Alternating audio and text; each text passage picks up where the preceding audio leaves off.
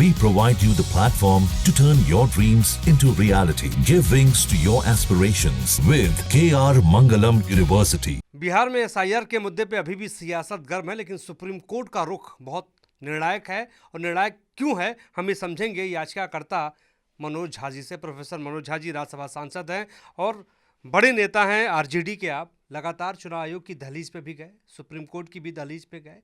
आज जो खासतौर पे सुप्रीम कोर्ट ने कहा है, आप लोगों ने जो कहा है, बिहार की राजनीति के लिए कितना महत्वपूर्ण है? देखिए, बिहार की नहीं, इसको देश की राजनीति से देखिए कि कोई भी जब इस तरह का इंटेंसिव रिवीजन हो, वो एक्सक्लूजन के मैकेनिज्म में तब्दील ना हो जाए, इंक्लूड करे।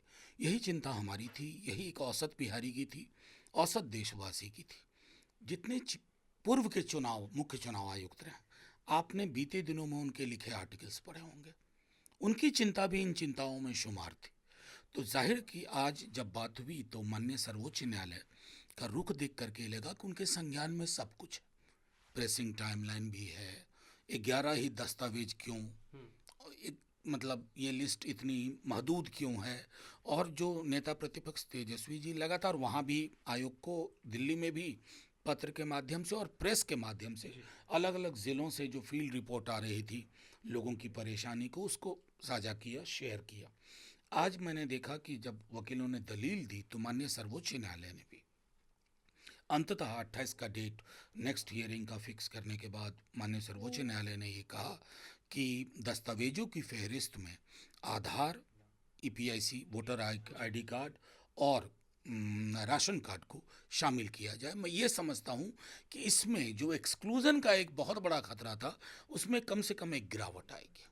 लेकिन मनोज जी, सवाल तो ये भी है ना कि इतना कम वक्त है, इतने कम वक्त में आधार कार्ड को भी अगर शामिल कर दिया जाता है, राशन कार्ड को भी शामिल कर दिया जाता है, आपको लगता है हो सकता है? देखिए, मेरा मानना है वक्त की जो कमी और प्रेसिंग टाइम है, इसकी चिंता माननीय सर्वोच्च न्यायालय को भी है।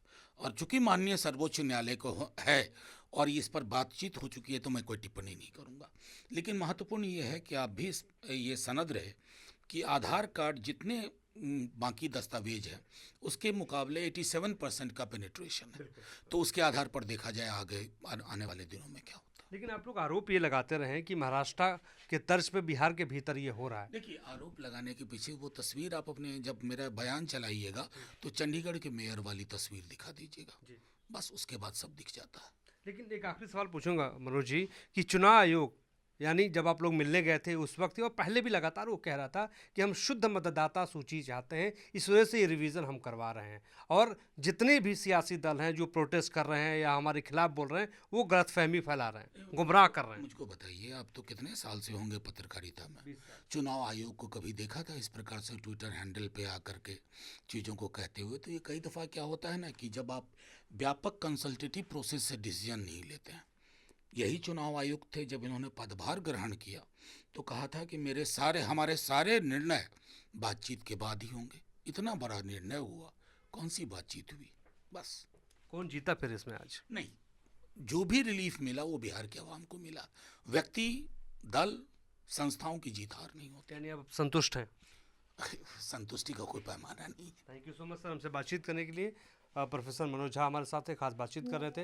हमारे सहयोगी सुधीर शर्मा के साथ मोहित राज दुबे, नजर दिल्ली। जहाँ भक्ति है हर शब्द में, कथाओं में छिपे हैं दिव्य रहस्य और ज्योतिष देता है जीवन को दिशा। धर्म से जुड़ी हर बातों को जानने के लिए हमारे चैनल स्तुति को सब्सक्राइब करें।